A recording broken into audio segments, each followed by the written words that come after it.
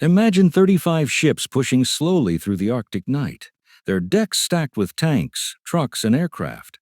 Their crews half frozen, half terrified, and then, in a single hour, the radio crackles with an order no sailor ever expects to hear. Convoy is to disperse, convoy is to scatter. Your escorts are leaving. The destroyers turn away, their last message. Sorry to leave you like this. Good luck. Looks like a bloody business, and it was. This is the story of Convoy PQ-17, the largest Arctic convoy Britain and America ever sent to Russia. Torn apart not by German guns, but by a decision made in a London war room, by an exhausted admiral terrified of one ship he couldn't see, the battleship Tirpitz. She fired not a single shell at PQ-17. She never appeared on the horizon, yet her shadow destroyed the convoy more completely than any broadside. To understand how fear of a phantom battleship could send 24 merchant ships and hundreds of men to frozen graves, we have to sail back to the moment when Russia entered the war. And the Arctic became the lifeline of a bleeding ally. In the summer of 1941, it seemed the German army was unstoppable. Hitler's Operation Barbarossa had smashed across the Soviet border. In weeks, entire Soviet armies vanished.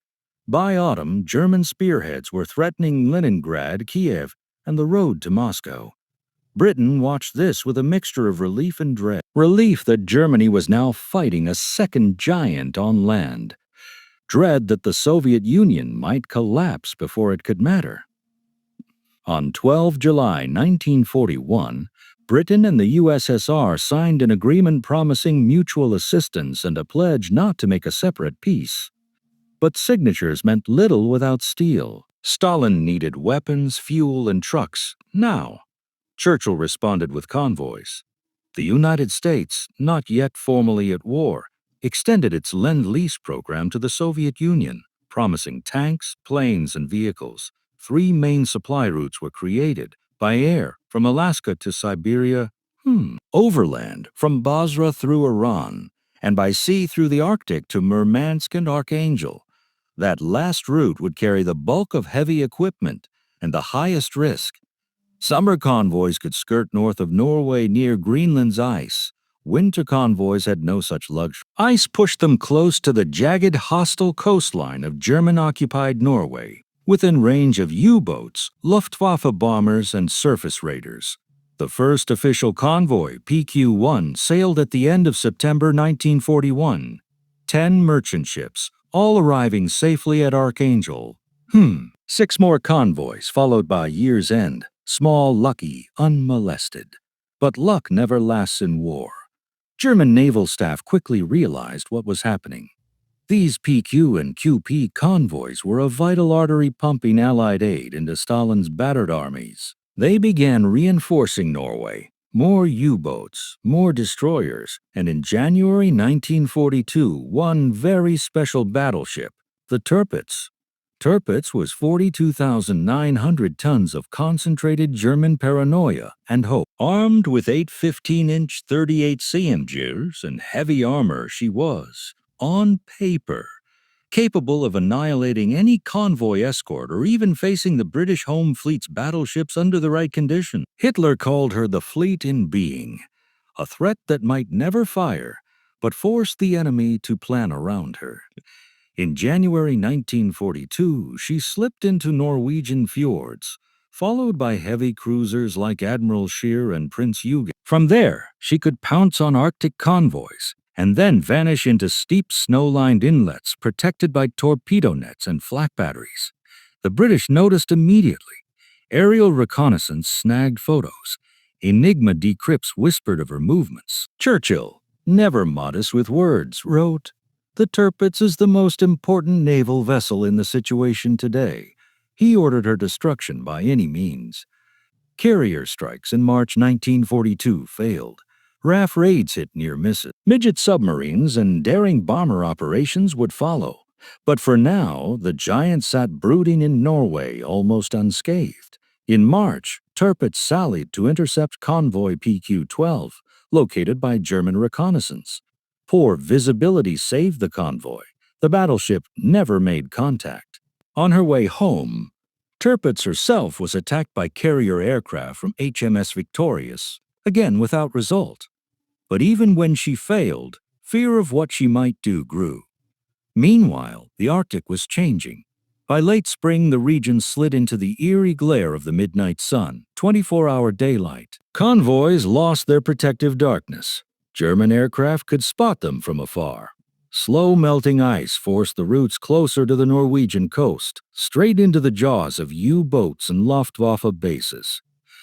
Yet Churchill insisted the convoys must continue. In May 1942, he declared publicly that supplies to Russia would not stop. That same night, Convoy PQ-17 sailed and lost 6 out of 35 ships to aircraft and U-boats before reaching Murmansk. The cost was rising. The next Convoy PQ-17 would be the biggest gamble yet. PQ-17 assembled off Iceland in June 1942, a floating symbol of Allied promise to Stalin. 35 merchant ships lined up, 22 American, 8 British, 2 Soviet, 2 Panamanian, 1 Dutch. Their cargoes were staggering. Almost 300 aircraft, around 600 tanks, and some 3,000 trucks and trailers, plus ammunition, fuel, and countless tons of supplies. For a Red Army starved of mobility and armor, these were lifelines in steel crates. Close escort comprised 6 destroyers and smaller warships. Knowing German strength in Norway, the Admiralty layered on additional protection. Ahead of the convoy cruised HMS London, HMS Norfolk, and the U.S. cruiser Wichita, plus USS Tuscaloosa and 3 U.S. destroyers. Farther back, 200 miles southwest, sailed the real muscle. Battleships HMS Duke of York and USS Washington, the carrier Victorious, 2 more cruisers, and 14 destroyers. Their mission, intercept Tirpitz if she emerged and draw her into battle. On 27 June 1942, PQ-17 left Iceland. Surfers was a förtersökdjur. Fartisaritsa.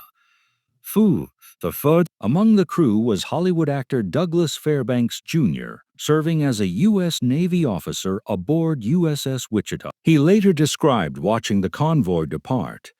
Merchant ships waddling out to sea like so many dirty ducks. Everyone who was watching paid a silent tribute and offered some half-thought prayer. Those prayers met harsh reality almost immediately. U-boats shadowed the convoy as it cleared the Icelandic waters. Heavy ice inflicted its own toll. One merchant ship turned back damaged, another ran aground. PQ-17 was reduced to 33 ships before it even reached the real killing ground. On 1 July, a Luftwaffe reconnaissance aircraft finally picked them up. From that moment, German command watched PQ-17 like a hunter tracking wounded prey. U-boats shifted into position, torpedo bombers were readied, and always in the background loomed the question, would Tirpitz move? For a day, dense fog wrapped the convoy in a protective gray shroud. When it lifted on 2 July, German aircraft attacked with torpedoes. 2 were shot down by anti-aircraft fire. The assault repulsed. On 3 July, surprisingly, there was no major strike. The convoy sailed on into the pale Arctic night. Veterans and green crews alike glancing nervously at the horizon where a German battleship might appear at any moment. The real catastrophe, however, was not brewing in the gray skies above them, but in a wood-paneled room in London. On 4 July 1942 in London, First Sea Lord Admiral Sir Dudley Pound stared at reports from Norway. Pound was 65, burdened by 3 years of war, and already suffering from the brain tumor that would later kill him. He had overseen Dunkirk, the Battle of the Atlantic, the Bismarck chase. Now, under relentless pressure, his judgment wavered. Norwegian agents reported that Tirpitz had weighed anchor on 3 July. Other German heavy units seemed active. On paper, this could only mean one thing, a major sortie to attack Convoy PQ-17. In reality, Tirpitz was merely shifting within northern Norwegian waters, repositioning. Still dangerous, but not yet committed to an attack. Pound misread it as the opening move of a full-scale strike. He looked at the map. The covering battleship force, Duke of York, Washington victorious, was trailing 200 miles behind. Too far, he feared to intervene if Tirpitz and her escorts pounced on both the convoy and the cruiser screen ahead. He convened a hurried meeting. Most of his staff urged keeping the convoy together under escort. A unified column offered concentrated anti-air and anti-submarine defense. Scattering in U-boat-infested waters under constant daylight seemed suicidal. Pound disagreed. Haunted by the specter of a Jutland-style massacre, he fixated on this thought. A convoy in a single formation made a perfect target for a battleship. Individual ships, he reasoned, might slip through separately. That evening, he made his decision. At 21:11, London transmitted to the cruiser screen. Most immediate secret. Cruiser forced to withdraw westward at high speed. At 21:23 came the next signal sent directly to the convoy. Immediate. Owing to threat of surface ships, convoy is to disperse and proceed to Russian ports.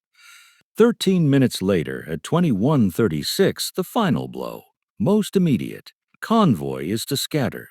In the frigid seas north of Norway, the officers of PQ-17 stared at the signals in disbelief. Their heavy escorts were turning away. They were ordered to break formation and go it alone.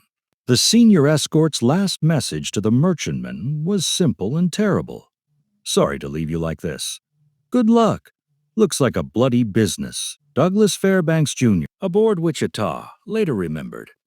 It was such a terrible feeling to be running away from the convoy at twice their speed and to leave them to the mercy of the enemy.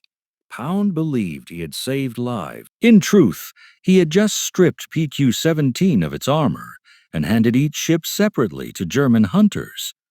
The Germans could scarcely believe their luck.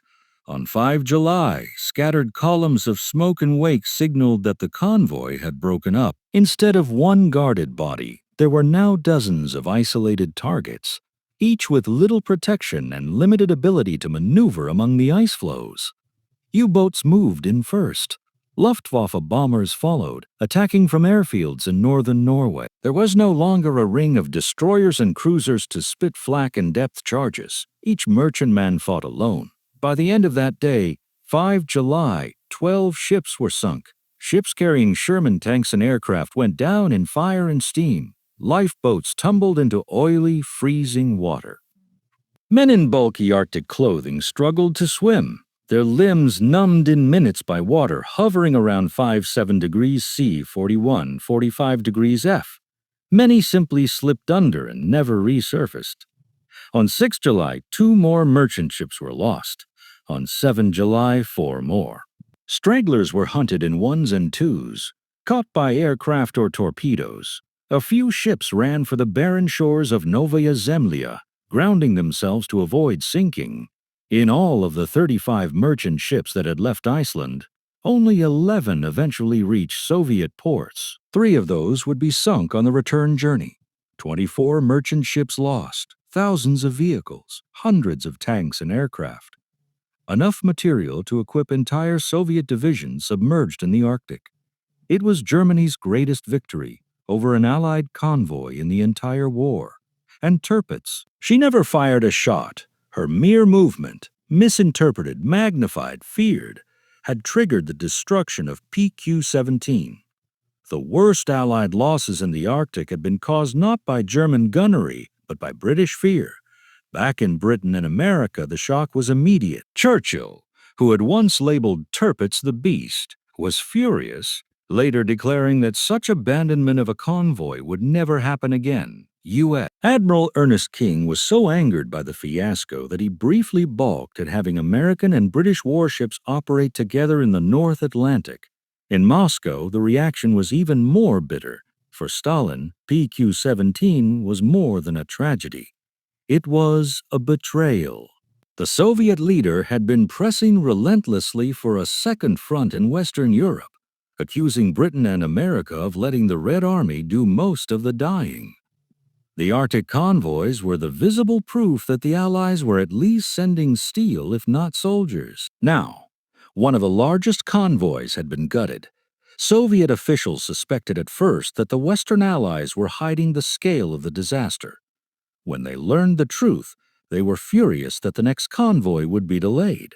It took a massive effort to restore confidence. For PQ-18, in September 1942, no fewer than 53 warships were allocated to its protection: destroyers, cruisers, carriers, and escort vessels.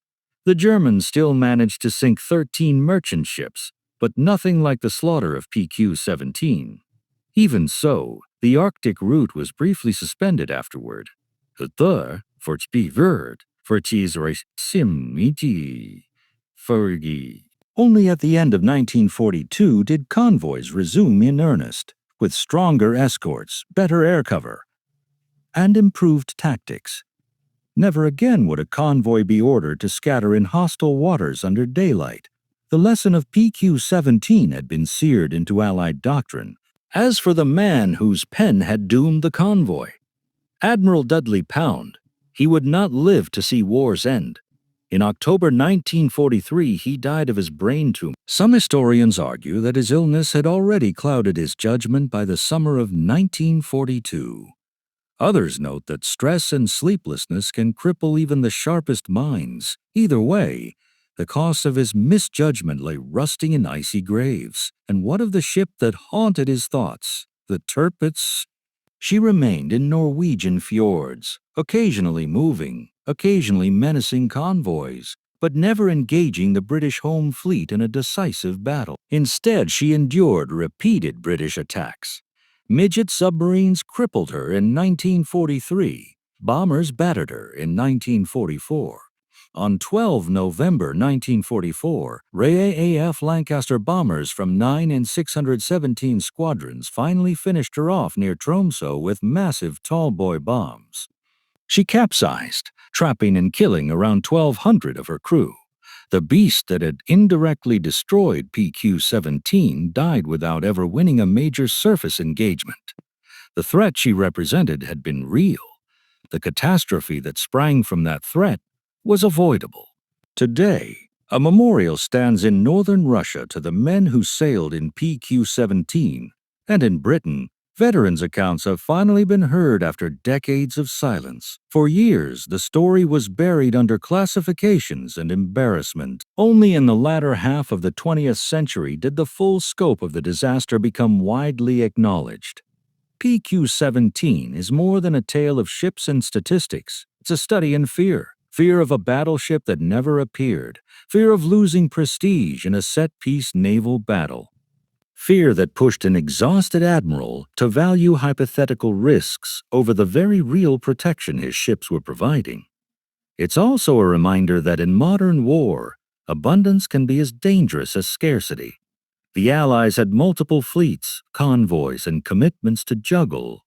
A single miscalculation about where to place a battleship group, a single misinterpreted report from Norway, and thousands of lives and machines were thrown into the void. For the men on those merchant ships, British, American, Soviet, Dutch, Panamanian, the war narrowed to a few simple realities. The shriek of incoming bombs, the cold knife of Arctic water, the desperate hope of rescue. Some of them lived to see the end of the war and learn that Tirpitz never came, that the monster they feared turned out to be a ghost in a fjord. So, what do we take from PQ-17? Was Admiral Pound's decision an understandable call under terrible uncertainty, or an unforgivable blunder that sacrificed the many for fear of the few? Did the mere existence of superweapons like Tirpitz distort strategy more than their actual combat performance ever could? And in a broader sense, do you think the Allies were right to keep the full truth from the public at the time to protect morale? Or should disasters like PQ-17 have been openly admitted from the start? Share your thoughts in the comments. If this story of Convoy PQ-17, the convoy scattered by fear of a ship that never came, resonated with you, consider subscribing for more hidden World War II stories, where the quiet decisions in distant rooms echo louder than gunfire on the front lines. Because sometimes it isn't the battle we fight, but the battle we imagine that does the most damage.